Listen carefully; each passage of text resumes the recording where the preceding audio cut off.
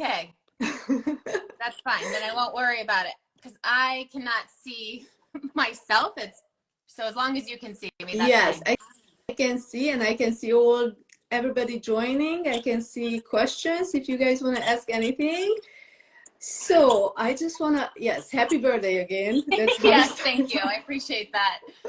I Another year hope of you're good going to have health. a wonderful day. And you just said something earlier, like, yes, the days are not the same that it used to be. It's completely different celebrating our 40s. I'm going to be 40 next year. So, yes, Oh my gosh, congratulations. Yeah, you always think thank like you. things will be so different. You know how you used to celebrate and enjoy things in our younger years is very different now that, we have to take really good care of ourselves. So the trade-off is worth it, but you can Yes, still enjoy it in a different way. So I I don't worry agree. I about that so much completely agree. anymore. Reading your story, but no, actually, the first time I met you talking about the book, I instantly knew that we have so many things in common I that is agree. actually scary. Just I know. starting from growing up in a farm. Yeah, I know. Got the book here, so that was so exciting. When I read your story, I'm not all the way through, of course. It's like I have to take little bits by bits of everyone's story, right? Because you can like feel their emotion because you went through it. And so it's so hard to like you take that in, right? You're empathetic, and so it's like, oh, I got to take a break and come back and read a couple more chapters. So slowly but surely I'm making my way through. But when I did read your story, it was almost like a reflection of reading my own. So it was very similar. And like we've always said, had we known this, 3, 4 years ago, we would have felt so much less alone. So I'm so honored to be a part of this. And thank you for including me. And I hope our stories really make a difference in other people's lives from here on out. I think they will. I mean, I'm at the stage where I'm like crying more these days. But happy Everybody is tears, right? congratulating. Everybody is like, oh, this book is going to be life changing. It's going to help so many people. And I knew it from the beginning Yeah. when the idea popped that, yes, this is the book that needs to get to as many people as possible. And yes, thank you for being part of the book Thank because your you. story is incredible. And what I find fascinating is the fact that you learned nutrition. Yeah. You've been in the health care, not healthcare, but you've been in the business, you've Yeah. been healthy, and still something like this Yeah. happens, like an MS diagnosis, and it's just so scary. Yeah. I thought I always considered myself a very healthy eater. And as an athlete, I worked out every day and I felt like I took care of myself. But I think after the birth of my children, and they were not easy pregnancies, I should say they weren't easy pregnancies or deliveries.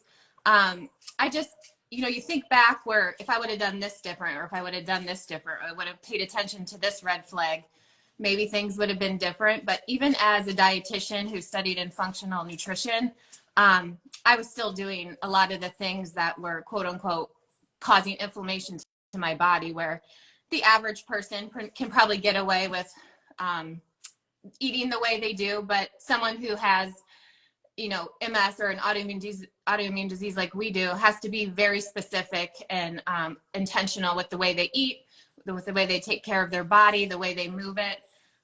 For me, I have to work out less than I did. I was used to running marathons and triathlons, and, exercise is good, but too much can be just as harmful. And so not letting your body calm down or get, that sympathetic nervous system or parasympathetic nervous system is so important. And I think that was the biggest challenge for me is, stepping back. Slowing It's down. not so much the food. It was not just driving myself into the ground every day because I could. It's Yeah. really learning to take a step back and honor your body, listen to those red flags. If you're feeling tired, it's okay to rest. We live in a society where it's go, go, go, and it doesn't usually serve us well to live that way. So just Yeah. honoring our bodies. And I look at life very differently. It's the little things in life now. I don't let the little things stress me. It's the, or the big things stress me that used to. It's the little quality time with my family and another day of good health, and my legs work today. Yay. It's like little things like that. So Yeah, I'm laughing, but it's it's actually very true. sad. I know. Um, Yeah. You mentioned in your story, you mentioned that chronic stress was one of the biggest trigger that you think it started with the inflammation and the whole diagnosis, which is interesting because that's what I'm also thinking, Yeah, the chronic stress that I couldn't manage. It just it caught up with escalated to a us. different level. Yeah. And I mean, people always say, oh, I'm stressed, but I don't think people realize just how big I call it the silent killer, because if it's not managed, it can cause so many chronic issues. And you have to really physically think about getting yourself calmed down multiple times a day on a daily basis, because our bodies aren't meant to stay in this fight or flight system, right? Eventually it's going to wear our bodies down. And for example, for us, it caused our bodies to attack ourselves. So it's so important to learn how to, calm down, Manage slow stress. down, and just manage life, and have the tools and resources to do that, because not everyone can just quit their jobs and stay at home and climb under a blanket. So it's really important to learn how to manage life in a healthy way. Yeah. Yes, I completely agree. Yes. Also, you mentioned when you were diagnosed, you had a hard time, like you knew so much about blood works and what you need to Yeah. get done, and you requested to checking your vitamin D level and Yeah. the CRP Yeah. level, which is very, very interesting because that's why my inflammation level was so high when Yeah. I was diagnosed, that my functional medicine doctor pointed it out, like this is really bad. It's a trigger. So you have to Yeah. manage it to bring it down. But it's interesting how they don't check those. And even you mentioned it in the book that it took a month to get back the results, which is crazy. Yeah, and I got a little letter in the mail saying your vitamin D levels are fine. And of course, me being me, was like, I don't believe you. And so I go and look on my files, and it was I think it was like a 25 or a 30, something like that. And in my head, I'm like, that is so low. And Western medicine is beautiful and wonderful, and there's a time and place for it. But and I love doctors. I'm very supportive. It's just, if they don't know what they don't know, right? And so if that's not how they're used to looking for the root cause, or looking for, okay, so this is happening to you, but they're not asking why. They're trained to help the symptoms, right? But in the functional medicine world, it's about getting to the root cause. And so a lot of autoimmune diseases, there's a root cause, whether it's low vitamin D levels, whether it's chronic stress, whether it's a co-infection, whether it's in the gut. There could be a lot of ways that chronic disease evolves. And so we have to ask ourselves why and be our own advocate. So I knew those vitamin D levels were way too low. And just having the training I had just completed my functional nutrition training. MS can mimic, or nutrient deficiencies can mimic a lot of autoimmune disease. So I wanted my B12 checked. I wanted to know just how chronically inflamed my body was. So I asked for CHRP, I asked for homocysteine. And when I got, the neurologist even said, oh yeah, that's a good idea. So it's not that they're maybe not willing to do it. It's they don't maybe think about it. So just be your own advocate, ask the questions, ask for blood values to be drawn that aren't typically drawn, and kind of just be your own investigator, and then work with somebody that knows how to interpret those maybe on a different level than what maybe your neurologist is used to looking at. So of course, mine were all off the charts high as far as the inflammation markers. So I knew my body was chronically inflamed. My B12 and my D3 were lower than they needed to be. So, I mean, just tweaking those, I already started to feel better. And then I just took it to an extreme level, to just where I felt I could manage my disease and my symptoms through my lifestyle changes. Yes, somebody was just asking what's the name of the test. So I put it in the chat. It's HSCRP. Homocysteine is another inflammation marker. I think mine was like closer to 20, and you kind of want it to be like in the single digits, maybe closer to 1. So that was a good indicator that my body was under a lot of inflammation. How frequently are you checking your inflammation level, like this specific marker? Yeah, I haven't checked those in a couple of years. I go based off how I feel. I do check my vitamin D3 probably 1 to 2 times a year at the minimum.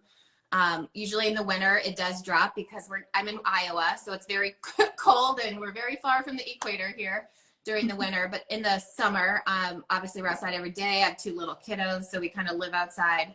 And just over the years, I've noticed I can handle the extreme temperatures better than I could even before I knew, what was going on with me. So that's how I can tell, like I'm managing it. My body's adapting as it should. So those are the little things to look for, just noticing if you're doing better in a different environment than you used to. So. Yes. So I recently just went to get my blood work done. I have a functional medicine doctor. I'm seeing her every 4 or 5 months. Online, of course, Zoom these days. Yeah. But she sends me to get like a 2-page blood work done, and I kept postponing it because I feel great, and right. But in the same time, I was curious to see what's going on. So right. I just get my report back, and yes, that inflammation marker, the CRP level, was below 2. I think it is 1.5. Good. And this is the lowest since I was diagnosed. When I was diagnosed, it was 12.8. Yeah. So it's just, but yes, you just said like you have to listen to your body because it tells you everything. It does. Almost everything. And just like, I don't know if your parents ever taught you this, but growing up, they always said, listen to your gut. If something feels off or doesn't feel right, it's your body telling you something. And that's how I go now. If my body's telling me something, like if I'm feeling a little fatigued today, or if I'm just feeling a little off, I don't push through. I listen to my body. I might, up my anti-inflammatory foods a little more, like get extra greens in or something that day. So there's a lot of things you can do to kind of manage that and really listen to your body. And, it's telling you what it needs. Just listen to it and give it, give your body what it needs. So the first time I said these things out, listen to your body, it just sounded like, oh, that's interesting. Like, even for me, but it's so true. You just have to listen to your gut. It doesn't matter if it's about the decision, what you're going to do that day, or it's about the food, but you just have to listen. Absolutely. And you have to do what's best for you. Like, I'm not against taking, disease modifying drugs. If I wasn't diagnosed during COVID, I don't know if I would have chose the route I did. It was just something in my gut telling me, I don't want to mess with my immune system when there's a pandemic going on and we have no idea how we're going to be affected. And so I chose to go this route and just see how it went. And, 4 years later, I'm still going that route. And I feel confident that I made the right choice for me. And I know everyone's different. So I just want everyone to know, just because you choose one way or the other to treat it, that's okay. But always listen to your body and still feed it nutrient dense foods, get your rest, manage your stress. Those are all important, whether you're on a medication or not. Yes, somebody just asking, did anyone in the book have spinal lesions or an aggressive onset of MS? To answer that question, yes. And there are stories that you're going to read. They were in wheelchairs. They had million lesions and they are feeling fine. So it's not just us having one relapse. They are very, very sad stories, but I feel like everybody has happy ending, and that's the book is about, like making changes and seeing the results, right? I started with a lesion in my spine before it progressed to my brain. So I was having in the upper cervical a lot of issues on my left side, and that's where everything kind of started and what sent me to the neurologist in the first place. But the good news is that one healed, so they don't even see that one anymore. It did progress, and I have a lesion in my right parietal lobe, which I haven't had my MRI in probably a year and a half, which I think I'm going to go this fall just to see the progress, or make sure there's no progress, just make sure it's stable, just to kind of vindication that I'm on the right route. And then after that, I'm not so sure I'll consistently do it. But, and that lesion in the parietal lobe seems to have been shrinking over the years. So whatever we're doing, right or wrong, it's working. And that's what, gives me peace and hope every day. Yes, me too. I'm planning to get my MRI in 2025. Yeah. And promise myself there will be no more lesions. That's right. And I think that's an important mindset. Mindset's so important when treating this disease. You have that, you got to manifest, you got to visualize, your brain being healthy and you know, especially when you're laying in those dreadful MRI machines, you know, having that positive manifestation, positive thoughts is so impactful. It might sound silly, but it really does make a difference. Yes, it's easy for us, I think, to say, but when you have pain and when you Yeah, get up in the morning, it's really hard to shift our brain. But you have to find ways to do that exactly. because Because it's we one all of were the there, most right? We important all things. had that pain. We all had that terrifying experience. Yeah. And you got to work your way out of it. There's no timeline for healing. It's at your, you know, the rate that you feel comfortable with. But if you use those tools and change that mindset, it really does make a difference. Yes, that's right. Thank you again for being part of the book. I'm so honored. I Thank am. you. I don't know what's gonna happen at the end of the week, but right now I just keep receiving emails, and I'm so excited. I actually have to calm myself down to kind of focus more on, on every other task. But yes, Yes. thank you, and thank you for taking your beautiful day Thank you. and chatting here. I hope. What's your plan for the? Oh, one more Yeah. question. Why? What made you decide to share your story? So I had wanted to share it for years. I just didn't know how. And honestly, I was like, would anybody even care? And so I think just thinking about it for so many years and kind of putting it out into the universe. And then we connected, and it was like, you know, it's just a match made in heaven. And so this is the way I could share my story. And, you know, 37 other people could share their stories. So I think God works in mysterious ways, or whatever higher power you believe in, but you put it out in the universe and somebody's going to answer you. So that's why I Yes. decided to